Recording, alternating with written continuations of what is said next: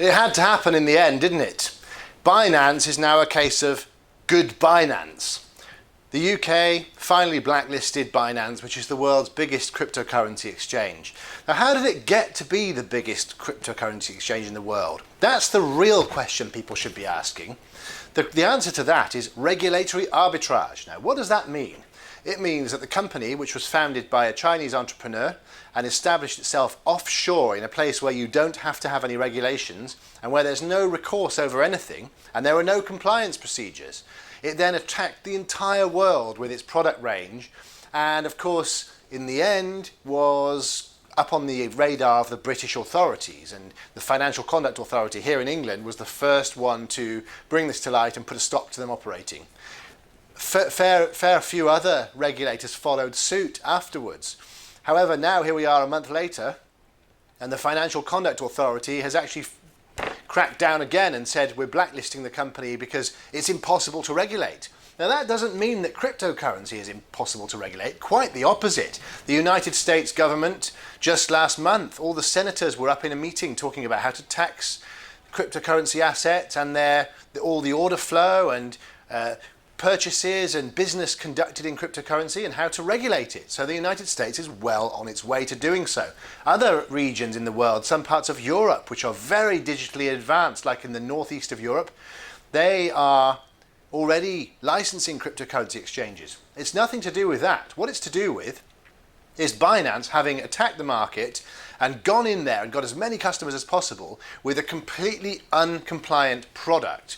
Therefore, it can't retroactively get itself compliant. So even if it now says, okay, we'll go down the FCA route and we'll go and get regulatory license, they can afford it, they're a big company.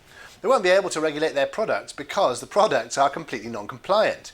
So that is the thing to bear in mind. So every time you look for a brokerage to do business with, make sure it's regulated with one of the best recognised regulators in the world. For example, the Financial Conduct Authority in England, the Australian authorities or South African regulator, or of course if you live in the United States, then the National Futures Association in North America.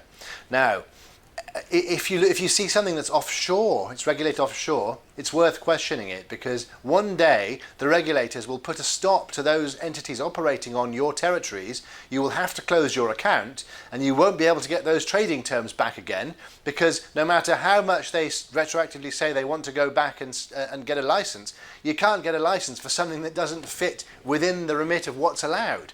And what's allowed is allowed for a good reason. It's to protect you, the client, to make sure that any tradable assets or electronic trading platforms are offered in circumstances that are sustainable, where you're going to be able to be a long-term customer and that your interests are protected as best possible.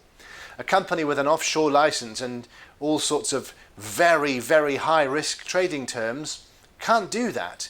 So certainly it's a case of good Binance, and I don't think many people should mourn its passing, because it gives way to the sensible notion that any cryptocurrency or electronic trading or CFD FX company going forward has to design its product range around what is sensible and what is allowed.